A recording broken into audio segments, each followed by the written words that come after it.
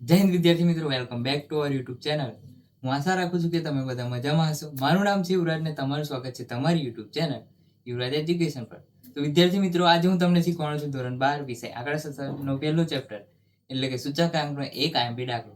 જે દાખલો હું તમને સરળતાથી અને પૂરેપૂરી સમજૂતીપૂર્વક શીખવાડવાનો છું. તો તમે તે દાખલો શીખવા માટે મારી સાથે બને રહો આ વિડીયોમાં છેલ્લે સુધી, જેથી તમે તે દાખલો સરળતાથી શીખી શકો. તો ચાલો દાખલાની શરૂઆત કરીએ.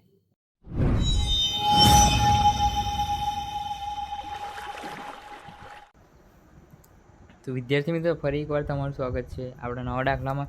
તો સૌપ્રથમ આપણે દાખલાની રકમ વાંચીએ અને દાખલાની શરૂઆત કરીએ. તો નીચેની માહિતી પરથી સૌપ્રથમ 2008ના વર્ષને આધાર વર્ષ તરીકે લઈ અચલ આધારે સૂચકાંક ગણો. અને બીજું છે વર્ષ 2008 અને 2009ના સરેરાશ ભાવને આધાર વર્ષના ભાવ તરીકે લઈ સૂચકાંક શોધો.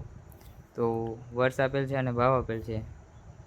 તો સૌપ્રથમ આપણે વર્ષ 2008ને આધારે અચલ આધારે સૂચકાંક ગણીએ. તો સૌપ્રથમ વર્ષ 2008 અને ભાવ આપણને આપેલ છે 32. તો સૌપ્રથમ 32 ચાલુ વર્ષનો ભાવ, આધાર વર્ષનો ભાવ પણ 32 જ રહેશે, ગુણ્યા 100 બરાબર આપણને જવાબ સૂચકાંક મળી જશે અચલ આધારે 100. તો હવે 2009 માટે તો તેનો ભાવ આપેલ છે આપણને 38. તો અહીંયા ચાલુ વર્ષનો ભાવ એટલે કે 38 એટલે આધાર વર્ષનો ભાવ એટલે 32 ગુણ્યા 100 બરાબર આપણને મળી જશે 118.75.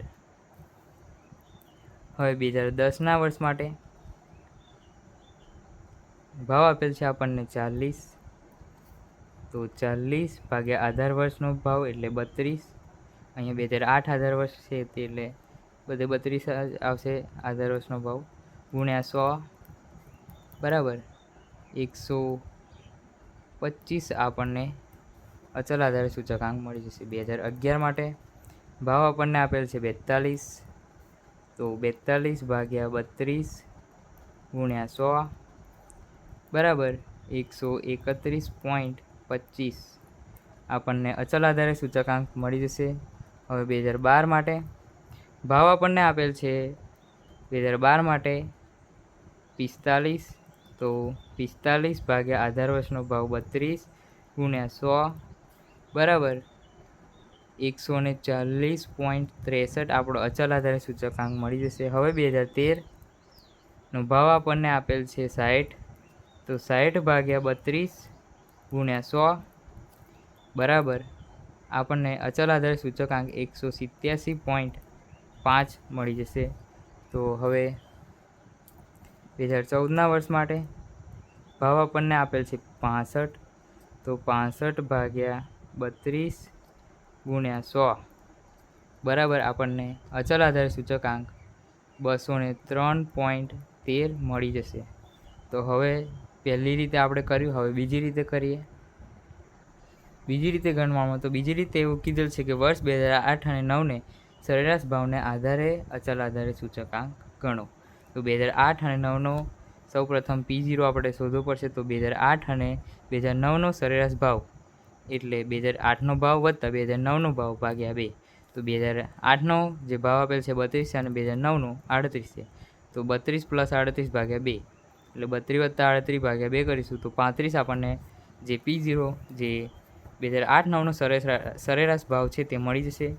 તો સરેરાશ ભાવને 35 લઈ સરેરાશ ભાવ 35 લઈ આપણે દાખલો ગણીશું. તો સૌપ્રથમ વર્ષ આપણે 2008 માટે ભાવ આપેલ છે 32.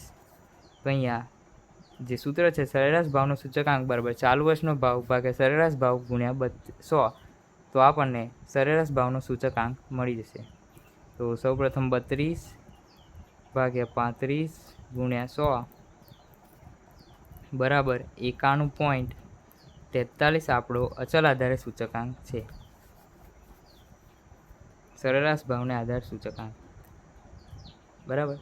તો હવે 2009 માટે ભાવ આપણને આપેલ છે 38. તો 38 ભાગ્યા 35 ગુણ્યા 100 બરાબર 108.57 જવાબ મળી જશે. હવે 2010ના વર્ષ માટે તો તેનો ભાવ આપણને આપેલ છે 40, તો 40 ભાગ્યા 35 ગુણ્યા 100 બરાબર 114.29 આપણને મળી જશે. 2011ના વર્ષ માટે ભાવ આપણને આપેલ છે 42, તો 42 ભાગ્યા 35 ગુણ્યા 100 બરાબર 120 આપણને જે આધાર ભાવનો સૂચકાંક છે તે મળી જશે. સરેરાશ ભાવને આધાર તરીકે આધાર સૂચકાંક. તો હવે 2012નો ભાવ આપણને આપેલ છે 45, તો 45 ભાગ્યા 35 ગુણ્યા 100 બરાબર 128.57 આપણને જવાબ મળી જશે.